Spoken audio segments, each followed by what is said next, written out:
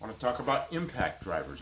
Something I was not really aware of because I'm an old guy, and an impact driver to me is this thing, and you whack it with a hammer, and it presses a Phillips into a Phillips screw, and it turns it.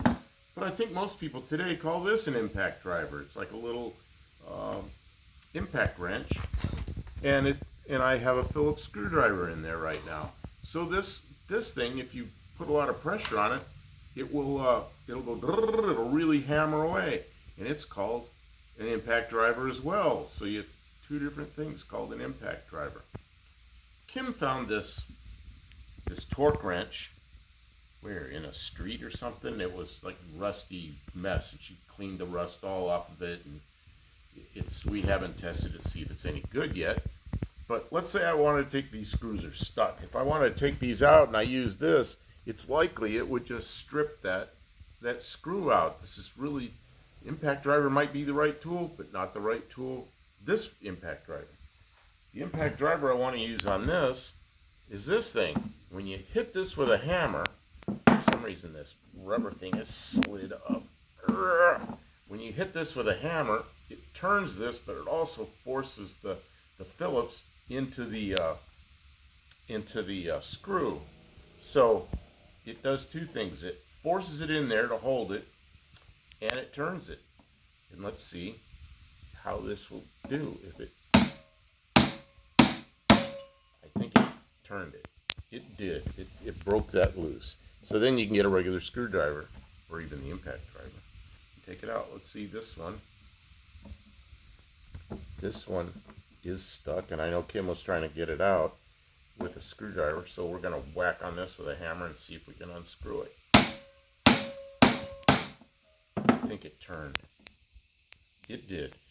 See what happens when you hammer that, it's forcing it in there and it's turning it.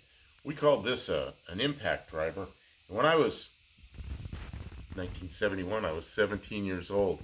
That older guy in the shop bought one of these off the Snap-on truck, and Snap-on back then, just like now, it's an expensive tool. And I know he paid $8 for it. And he called this thing his BAM, so he called it his $8 BAM. So that's what I always called that tool for 50 years. I've called it an $8 BAM. So when I bought this from Amazon, I called it an $8 BAM. Just to be funny. But of course, Snap-on tool right now is probably 10 times that. It's probably 80 bucks or 100 bucks or something. But this one was inexpensive. I'm not sure if I got this from Amazon or if I got it from Harbor Freight. I may have bought it. I think I bought it from Harbor Freight, but it works. It's a pretty good tool. But then this impact driver. Now that these are loose, you actually could unscrew those with this. If we went the other way, I think we could. It'll really tighten up. You hear it. It starts to do the impact thing.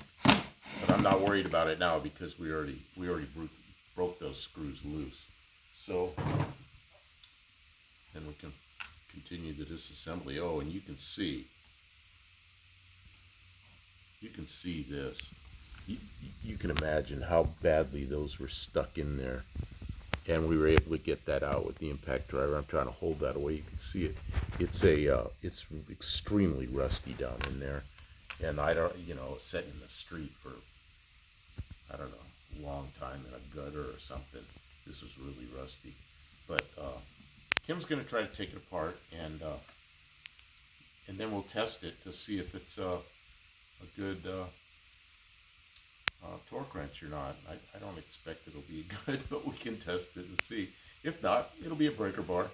But anyway, I wanted to talk about two different kinds of impact drivers. And so there's electric impact driver, and there's an impact driver, you'll whack it with a hammer.